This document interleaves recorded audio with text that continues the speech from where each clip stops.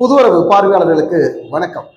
நம்முடைய சேனலை இது வரைக்கும் சப்ஸ்கிரைப் பண்ணாமல் பார்க்குறவங்க நம்மளுடைய புதுவரவு சேனலை சப்ஸ்கிரைப் பண்ணி பாருங்க. அப்படியே உங்களுடைய கருத்துக்களை மறக்காம கமெண்ட் செக்ஷனில் பதிவு பண்ணுங்க. சூடு பிடிக்கும் 2026 சட்டமன்ற தேர்தல் களம். திமுக வர்சஸ் அதிமுக, திமுக வர்சஸ் தாவேக, கூட்டணி நிலைப்பாடு, யார் முதல்வர் யார் எதிர்கட்சி தலைவர், 2026 சாதகமான தேர்தல் யாருக்காக அமையப் போகிறது? பரபரக்கும் சூடு பிடித்திருக்கக்கூடிய இந்த தேர்தல் களத்துல அண்ணாமலை ஓபிஎஸை சந்திக்கிறாரு, அண்ணாமலை டிடிவி தினகரனை சந்திக்கிறாரு. ஒரு பக்கம் காங்கிரஸ் கட்சி திமுக கூட்டணியில எங்களுக்கு 40 சீட்டு கொடுங்க, அமைச்சரவையிலையும் பங்கு கேட்கிறாங்க. 70 40 40 கொடுத்தா கூட்டணியில 40 சட்டமன்ற தொகுதிகளில் போட்டியிடுற மாதிரி, 70 கொடுத்தா சட்டமன்ற தேர்தலும் சரி, எங்களுக்கு அமைச்சரவை இடமும் சரி அப்படிங்கிற மாதிரியான ஒரு டீலு. காங்கிரஸ் கட்சியினுடைய தலைவர், அதாவது ராகுல் காந்திக்கு நெருக்கமான ஒரு முக்கிய புள்ளி, திமுகவிடம் அந்த கூட்டணி சீட்டுகளை குறித்து அதாவது எம்பி தொகுதிகள் 5 சீட்டு கேட்குறாங்க. அதே போல் பார்த்தீங்கன்னா சட்டமன்ற தொகுதிகளில் 40 அல்லது 70ங்கிற விஷயத்தில், அதாவது 40 சீட்டு கொடுத்தா எங்களுக்கு அமைச்சரவை வேணும், அமைச்சரவையில் இடம் வேணும், 70 கொடுத்தா சட்டமன்ற தொகுதிகளில் நாங்கள் அந்த எம்எல்ஏ சீட்டே எங்களுக்கு போதும் அப்படிங்கிற மாதிரியான நிலைப்பாட்டில் காங்கிரஸ் ஒரு பக்கம் திமுகவுக்கு தொடர்ந்து பேச்சுவார்த்தையில் ஈடுபடுறாங்க. இப்போ திமுக கூட்டணியில் இருக்கக்கூடிய மற்ற தோழமை கட்சிகள் அவர்களுக்கும் சீட்டு பங்களிக்கணும், பகிர்ந்து கொடுக்கணும். காங்கிரஸுக்கு 70 சீட்டோ 75 சீட்டோ கொடுக்க முடியாது. ஏற்கனவே பல முறை கொடுத்து கூட காங்கிரஸ் திமுகவுக்கு பலமாக இருக்கிறதா பலவீனமாக இருக்கிறதா அப்படிங்கிறது தேர்தல் காலத்துல திமுகவுக்கும் நன்றாக தெரியும், காங்கிரஸ்ல இருக்கிறவங்களுக்கு நன்றாக தெரியும், குறிப்பா மக்களுக்கு நன்றாக தெரியும். இப்படி இருக்க சூழல்ல 2026 திமுக காங்கிரஸுக்கு எத்தனை சீட்டுகள் ஒதுக்க போகிறது, அமைச்சரவையில அதிகாரத்துல பங்களிக்க இருக்கிறார்களா உள்ளிட்ட பல்வேறு விஷயங்கள் பரபரப்பை ஏற்படுத்தியிருக்கு. இன்னொரு பக்கம் தமிழக வெற்றி கழகத்தினுடைய தலைவர் விஜய் அவர்கள் இன்று பாண்டிச்சேரியில் அவருடைய பேச்சை பாண்டிச்சேரியில் சில விஷயம் பேசியிருக்கிறாரு. பாண்டிச்சேரி மக்கள் விஜய்க்கு ஆதரவு தெரிவிப்பார்களா? ஏன்னா தமிழ்நாடு பொறுத்த வரைக்கும் முதல்வருங்கிறது வேறு வேறு மாநிலம், தமிழ்நாடு பாண்டிச்சேரி, இங்க முதல்வர் வேற, அங்க முதலமைச்சர் வேற. கவர்னர் ஒன்னா ஒரு மாநிலத்துக்கு இன்னொரு மாநில பொறுப்புல இருக்கலாம், 2 மாநிலத்துக்கும் கவர்னர் ஒரே ஆளா இருக்கலாம், ஒரு நபராக இருக்கலாம். ஆனால் முதல்வர் என்பது ஒரு மாநிலத்திற்கு ஒருத்தர் தான் இருக்கணும். அந்த வகையில இன்றைக்கு தமிழக வெற்றி கழகம் பாண்டிச்சேரியில விஜய் அவர்கள் பேசி அந்த பேச்சு என்பது எடுபடுமா, அது தாவேகா கட்சிக்கு அது எடுபடுமா, சாதகமா இருக்குமாங்கிறதுல பல்வேறு கேள்விகளும் இருக்கு. இப்படி பல்முனை கோணத்துல இந்த அரசியல் களம் நகர்ந்து கொண்டிருக்கக்கூடிய சூழல்ல ஓபிஎஸ்சியும் டிடிவி தினகரனையும் மீண்டும் என்டிஏவில் இணைக்கிறதுக்கு உண்டான பல்வேறு கட்ட முயற்சிகள்ல அண்ணாமலை முயற்சி பண்ணிட்டு இருக்கிறாரு. அந்த முயற்சியில பிடி கொடுத்து பேச முடியாமல் டிடிவி தினகரன் இருக்கிறார். இன்னைக்கு செய்தியாளர் சந்திப்பில் கூட டிடிவி தினகரன் என்ன சொல்றாரு அப்படின்னா, செங்கோட்டையன் அதிமுக நீக்கப்பட்ட பிறகு செங்கோட்டையன் தாவேக்கால போய் இணையறாருன்னா அது நானும் போய் இணையணுமா, நானும் போய் இணையறன்ற அர்த்தமா, அப்படிலாம் இல்லைங்க அப்படிங்கிற அளவுல அவருடைய செய்தியாளர் சந்திப்புல டிடிவி தினகரன் சொல்லியிருக்கிறார். அப்ப டிடிவி தினகரன் எந்த நிலைப்பாட்டை எடுக்க போறாருங்கிறது ஒரு பரபரப்பை ஏற்படுத்தியிருக்கு.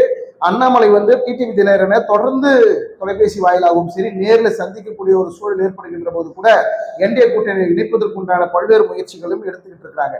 ஓபிஎஸ்னுடைய நிலைப்பாடு தனி கட்சி, நம்முடைய கருத்தாக தனி கட்சி ஆரம்பிப்பதற்கு வாய்ப்புகள் இல்லை.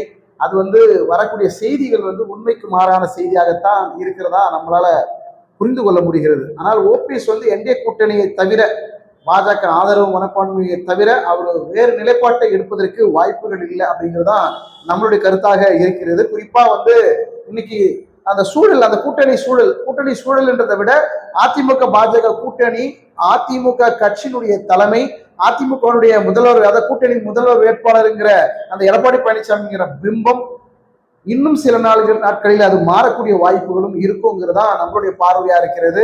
அதிமுக வட்டாரத்திலும் இருந்தும் சரி, பாஜக வட்டாரத்திலிருந்தும் சரி, ஓபிஎஸ் டிடிவி தினகரன் உள்ளிட்டவர்களுடைய அரசியல் கள நிலவரங்களை வைத்து பார்க்கின்ற பொழுது இங்க ஒரு மாற்றம் ஏற்படுவதற்கு வாய்ப்பு இருக்கு. டிசம்பர் 15 தேதிக்கு மேல, குறிப்பா ஒரு 20ஆம் தேதிக்கு ஒரு விஷயம் நடக்கும். அதிமுகவுடைய தலைமைக்கு பிரச்சனை வருமா, எடப்பாடி பழனிசாமிக்கு பிரச்சனை வருமா, ஓபிஎஸ் வந்து அதிமுக தலைமை ஏற்கக்கூடிய ஒரு சூழலை உருவாக்குவார்களா அப்படிங்கிற உள்ளிட்ட விஷயங்கள் வந்து இங்க ஒரு பெரிய அஜெண்டா போயிட்டு இருக்கு. ஒரு அசைன்மெண்ட் அண்ணாமலைக்கு கொடுக்கப்பட்ட அந்த அசைன்மெண்ட் படி பாஜகனுடைய உள்துறை அமைச்சர் அமித்ஷா அண்ணாமலைக்கு கொடுக்கப்பட்டிருக்கக்கூடிய அந்த கட்டளையின் அடிப்படையில இன்னைக்கு ஒருங்கிணைக்கிற வேலையில அண்ணாமலை தீவிரமா ஈடுபடக்கூடிய ஒரு சூழலும் போய்கிட்டு இருக்கு. செங்கோட்டையன் அதிமுக இருந்து இன்னைக்கு வந்து தமிழக வெற்றி கழகத்துல இணைந்ததுக்கு காரணம் இல்ல இணைந்து அங்க எவ்வளவு தீவிரமான முயற்சியில அவர் அரசியலை முன்னெடுக்க போகிறார். ஏன்னா எம்ஜிஆர் அவர்களால் அடையாளப்படுத்தப்பட்ட ஒரு மூத்த தலைவர் செங்கோட்டையன். எம்ஜிஆர் அவர்கள் கட்சி தொடங்கிய பிறகு எம்ஜிஆர் அவர்களுடைய அமைச்சரவையில எம்எல்ஏவாக இருந்தவர் செங்கோட்டையன் அவர்கள். அதன் பிறகு புரட்சி தலைவர் அமைச்சர் ஜெயலலிதா அவர்கள் இருந்த காலகட்டத்திலையும் அம்மாவுக்கு வழிகாட்டி, அதாவது தேர்தல் யூக வகுப்பாளர் என்ற விஷயத்திலையும் ஒவ்வொரு தொகுதிகளிலும் எங்கெங்க அந்த தேர்தல் பிரச்சாரத்தை முன்னெடுக்கணுங்கிறது ஒரு முன்னெடுப்புகளை முன்னிருந்து செய்தவர் செங்கோட்டையன் அவர்கள். அப்படி எம்ஜிஆர் அவர்கள் வழியிலையும் ஜெயலலிதா அவர்களுடைய வழியிலையும் வந்த ஒரு உண்மையான அதிமுகவுடைய விசுவாசியாக இருந்த செங்கோட்டையன் அவர்கள் இன்னைக்கு தமிழக வெற்றி கழகத்துல விஜய் முன்னிலையில் இணைந்ததுங்கிறது மிகப்பெரிய அதிர்ச்சி ஏற்படுத்தியிருக்கு. அதிமுக இருக்கக்கூடிய இன்னும் சில முக்கிய மூத்த அமைச்சர்கள், முன்னாள் அமைச்சர்கள், சில முக்கிய நிர்வாகிகள்லாம் கூட அதிமுக இருந்து விலகி தாவேக்காவில இணைவாங்க அப்படின்னு சொல்லப்பட்டு வருகிற இந்த சூழல்ல விஜய்க்கு மீண்டும் மீண்டும் அந்த மவுசு கூடுகிறதா, அரசியல் முன்னெடுப்புகளில் ஒரு பலமான ஒரு சூழல் ஏற்படுகிறதா உள்ளிட்ட பல்வேறு விஷயங்களையும் இந்த பரபரப்பு நிறைந்த இந்த சூழல்ல போய்கிட்டு இருக்கும் பொழுது நம்ம பார்த்துட்டு இருக்கோம். அப்படி இருக்கிற பொழுது இன்னைக்கு அதிமுக பாஜக கூட்டணி வலுவாக பலமாக இருக்கக்கூடிய ஒரு சூழலை உருவாக்குறதால்தான் திமுகவுக்கு ஒரு எதிர்மனை ஆற்றக்கூடிய வகையில இருக்கும். ஆனால் இன்று களமே மாறி இன்னைக்கு திமுக தாவேக நேரடி கடுமையான போட்டி இருக்கக்கூடிய ஒரு சூழல் இருக்கிறது. இங்க 4 முனை போட்டி. அந்த 4 முனை போட்டியில பலமாக ஒரு 2 அணிகள் கடுமையான மோதல் இருக்கும். இந்த சூழல்ல தமிழக வெற்றி கழகத்துக்கு தொடர்ந்து ஒரு ஆதரவு இருக்குன்னு சொல்லப்பட்டு வருகிறது. அந்த விஷயத்தை எப்படி கட்டமைக்கணும், அதிமுக பாஜக கூட்டணியில தாவேக்காவை இணைப்பதற்கு இதை நீங்க மறுக்கலாம். இந்த செய்தி நான் சொல்றது வந்து இல்லைங்க, அதெல்லாம் வாய்ப்பு இல்லைங்க, ஆல்ரெடி பலமுறை வந்து விஜய் அவர்கள் சொல்லிட்டாரு, நாங்க வந்து நேரடி திமுகவுக்கு எதிரி பாஜகவுக்கு எதிரின்னு சொல்லிட்டாரு, இங்க 2 கட்சிக்கும் போக மாட்டாருன்னு சொல்றாங்க அப்படின்னு கேட்கலாம். ஆனால் நம்முடைய இந்த புதுவரவு மீடியாவுடைய பார்வை என்ன அப்படின்னா, டிசம்பர் இறுதி வாக்குல ஜனவரி முதல் வாரத்துக்குள்ள நிச்சயமாக ஒரு கூட்டணி, பலமான கூட்டணி அமையும். இதை டிடிவி தினகரன் பலமுறை சொல்றாரு. நம்மளும் அந்த கருத்தை முன்வைத்து அந்த கருத்துக்கும் ஆமோதிக்கிற வகையில தான் நான் ஒரு விஷயம் வந்து நான் சொல்றேன். நம்முடைய பார்வையாக நிச்சயமாக அதிமுக பாஜக கூட்டணியில பல கூட்டணி கட்சிகள் இணையும். குறிப்பா தாவேகா தமிழக வெற்றி கழகம் கூட கடைசி நேரத்தில் இப்படி ஒரு ஸ்டாண்ட் எடுப்பதற்கும் வாய்ப்புகள் இருக்கு அப்படின்றதுதான் நம்மளுடைய பார்வையாக இருக்கிறது.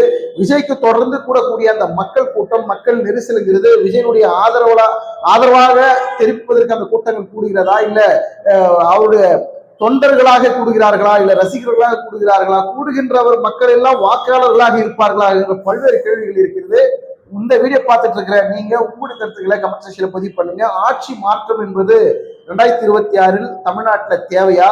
அப்படி தேவை அப்படின்னா மற்ற எந்த கட்சி, எந்த முதல்வர் வந்தா நல்லா இருக்கும்? ஏற்கனவே இருக்கக்கூடிய திமுக ஆளுங்கட்சி மீண்டும் அது 2வது முறையாக ஆட்சி பிடிப்பதற்கு வாய்ப்புகள் இருக்கா? அந்த கட்சி திரும்ப திமுகவே ஆட்சி அமைத்தால் நல்லதா? உள்ளிட்ட பல்வேறு கருத்துக்களை, உங்களுடைய கருத்துக்களை நாங்கள் வரவேற்கிறோம்.